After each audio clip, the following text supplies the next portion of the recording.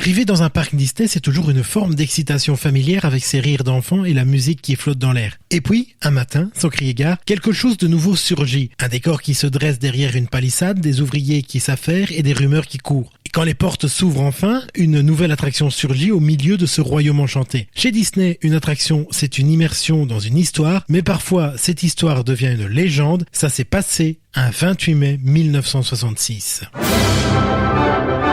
Ça s'est passé en... Disney dans l'histoire. Nicolas Descamps, Corinne Ernaud, sur DLRP.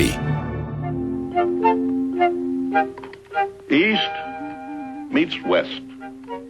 It's a small world, and that's the name of our latest attraction at Disneyland. Its stars are the children of the world.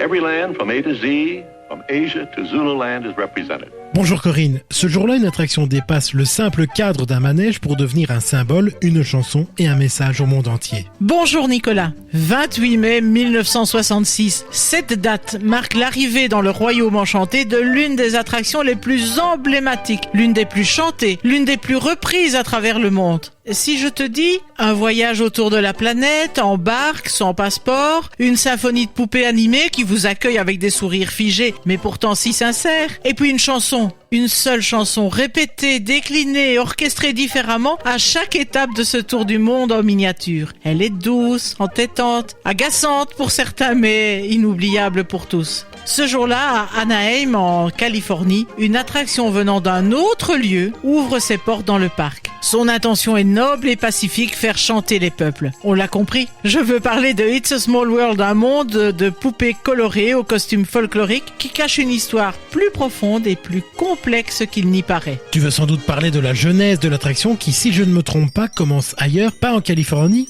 mais à New York. Exactement. It's a Small World naît dans un contexte bien particulier, celui de l'exposition universelle de New York en 1964. L'Expo 64-65, c'était un rendez-vous colossal, une vitrine du progrès, et pour Walt Disney, c'était surtout une opportunité d'élargir ses horizons créatifs. Ainsi, Disney va créer pour le pavillon Ford une attraction innovante, le Magic Skyway. Cette balade dans le temps, à bord de voitures électriques guidées, offrait un voyage à travers l'histoire de l'automobile. Ce sera le laboratoire des futurs systèmes de transport automatisés des parcs Disney. Cette exposition est donc un véritable terrain d'expérimentation pour Walt Disney. Absolument. Et Disney n'est plus seulement synonyme de film ou de parc à thème, mais un véritable laboratoire d'immersion sensorielle, d'innovation technique et aussi narrative. L'expo va marquer un tournant dans la façon dont Disney va concevoir l'expérience des visiteurs.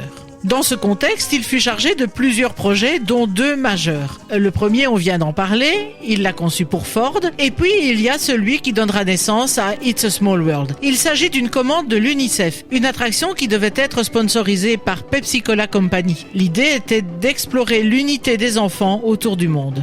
L'époque explique cela. Les années 60 sont marquées par la guerre froide, par des tensions internationales. Mais en opposition apparaît aussi un espoir très fort de fraternité entre les peuples. Pour répondre à la demande, Disney propose alors ce concept inédit. Un voyage en bateau autour du monde où des enfants, représentés sous forme de poupées animées, chantent ensemble dans des langues et des orchestrations différentes. Ah ça, la chanson, on ne peut pas parler de It's a Small World sans évoquer cette ritournelle culte écrite par les frères Sherman. On pourrait presque dire qu'elle est un personnage à elle seule, non ? Absolument, c'est même la signature de l'attraction. Et on la doit effectivement à Richard et Robert Sherman, un duo de compositeurs qui avaient déjà travaillé sur Mary Poppins et que Walt appelle en urgence pour sauver le projet. Figure-toi que dans le projet initial, Walt aurait voulu que chaque poupée chante son hymne dans sa langue. Tu imagines la cacophonie de musique régionale qui en résulterait. Walt a trouvé ça insupportable et il a alors demandé l'écriture d'une chanson universelle, simple, répétitive mais avec un sens profond. Les Sherman proposeront cette mélodie d'apparence naïve mais qui contient un message très puissant sur l'unité humaine. Une chanson qui est d'ailleurs toujours aujourd'hui l'une des plus traduites. Donc, l'attraction et sa chanson sont d'abord destinées à l'Expo 64-65, mais ensuite elle va déménager. Et donc, on peut dire que cette exposition, c'est vraiment la matrice d'It's a Small World et des innovations futures dans les parcs Disney. Exactement. Et quand It's a Small World sera démonté à New York pour être transporté à Anaheim, c'est toute une histoire d'innovation et d'espoir universel qui s'installe durablement à Disneyland.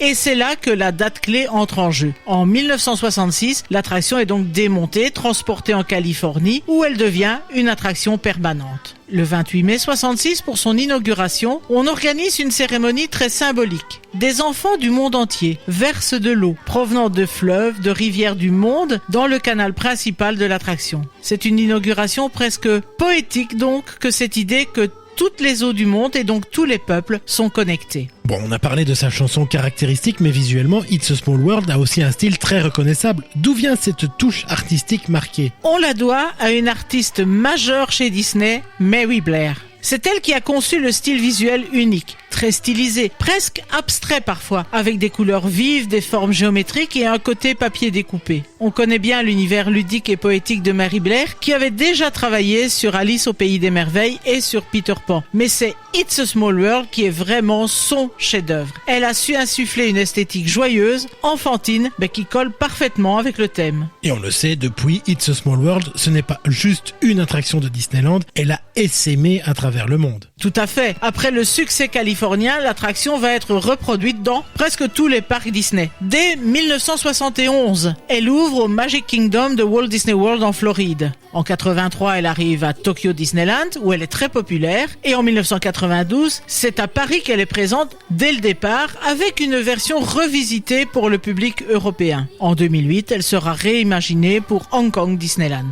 Dans chaque parc, la structure est similaire. Un bâtiment, inspiré du style de Mary Blair, un parcours en bateau, des poupées animées représentant les différentes cultures du monde et bien sûr, la chanson. Mais chaque version a ses spécificités. Par exemple, des personnages Disney, intégrés dans certaines versions asiatiques. Et pourtant, malgré son message de paix, It's a Small World a aussi ses critiques. Oui, parce qu'avec le temps, certaines voix se sont élevées pour critiquer une vision parfois jugée stéréotypée ou simpliste des cultures représentées. Certaines poupées véhiculent une image un peu datée, parfois trop folklorique. Ceci explique d'ailleurs que Disney a entamé des révisions au fil des années. Par exemple, en 2022, la version californienne a intégré des poupées en fauteuil roulant. Mais il y a surtout une vraie réflexion en interne sur la représentation culturelle et comment continuer à porter un message d'unité sans sombrer dans le cliché. Tout cela montre que cette attraction née en 1964 continue de se réinventer. Déjà, en voyageant de parc en parc, on a vu apparaître des variations répondant au contexte culturel et aux attentes du public local.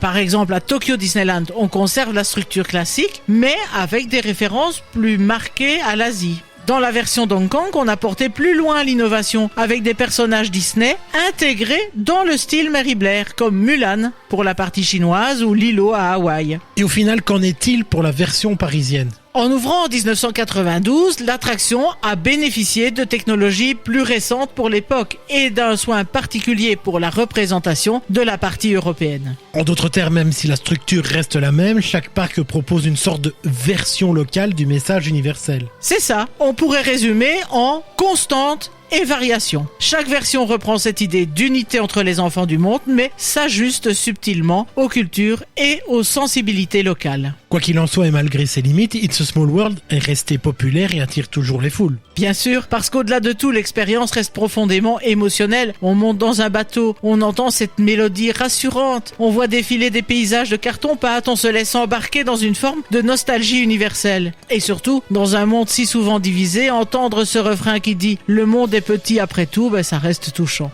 Ça parle à l'enfant qui est en chacun d'entre nous. Une mélodie universelle, un rêve de paix et un miroir tendre de notre humanité vu à travers les yeux d'un enfant. Merci Corinne de nous avoir rappelé que notre monde était tout petit. Je vous rappelle quant à vous que vous pouvez retrouver cet épisode ainsi que tous les autres sur notre radio, sur dlrp.fr et en vous abonnant à notre podcast sur votre plateforme favorite. En tout cas, ça s'est passé un 28 mai 1966. À bientôt Corinne. À bientôt Nicolas.